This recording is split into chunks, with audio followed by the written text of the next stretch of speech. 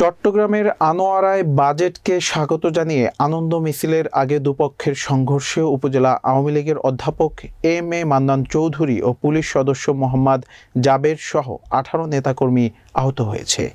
চট্টগ্রাম জেলা প্রতিনিধি MD H রাজুর প্রতিবেদনে দেখুন বিস্তারিত।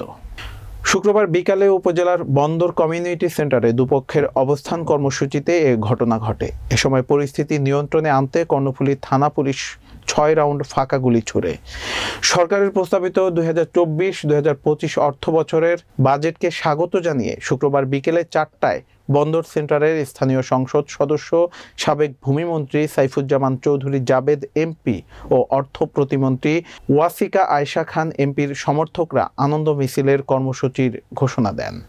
জুম্মার নামাজের পর থেকে দুপক্ষের সমর্থকরা খণ্ড খণ্ড মিছিল নিয়ে জড়ো হতে থাকে পুরো এলাকা জুড়ে। বিকাল 4টার পর উভয় পক্ষ পাল্টাপাল্টি মিছিল ও স্লোগান দিতে থাকে। স্লোগান চলাকালীন এক পর্যায়ে দুপক্ষের সমর্থকরা সংঘর্ষে জড়িয়ে পড়ে।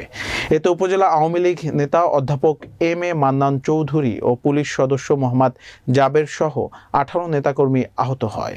এ সময় পরিস্থিতি নিয়ন্ত্রণে আনতে পুলিশ 6 রাউন্ড ফাঁকা গুলি এবং টিয়ারশেল ছুড়ে। পরে পুলিশ সদস্যরা উপজেলা আওয়ামী লীগ নেতা অধ্যাপক M A Mannan Chowdhury O Barumchhara union Awami লীগের সভাপতি ও সাবেক চেয়ারম্যান শাহাদাত হোসেন চৌধুরীকে গুরুতর আহত অবস্থায় উদ্ধার করে হাসপাতালে পাঠানো হয়।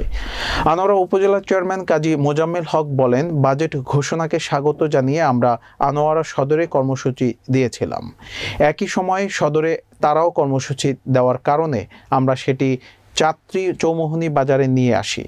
শুক্রবার বিকেলে বন্দর সেন্টারে আমরা সমর্থকরা কর্মসূচি ঘোষণা করলে তারাও একই সময়ে কর্মসূচি ঘোষণা করে। কর্ণফুলী থানার ওসির উপস্থিতিতে এ ঘটনাটি ঘটে।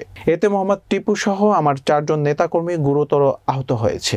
কর্ণফুলী থানার ভারপ্রাপ্ত কর্মকর্তা জহির হোসেন বলেন, পরিস্থিতি নিয়ন্ত্রণে আনতে পুলিশ 6 রাউন্ড গুলি এবং টিয়ারশেল ছুড়ে। দুপক্ষের সংঘর্ষে আমাদের এক পুলিশ সদস্য গুরুতর আহত হয়। বর্তমানে পরিস্থিতি নিয়ন্ত্রণে রয়েছে। ঘটনাস্থলে পুলিশ মোতায়েন করা হয়েছে।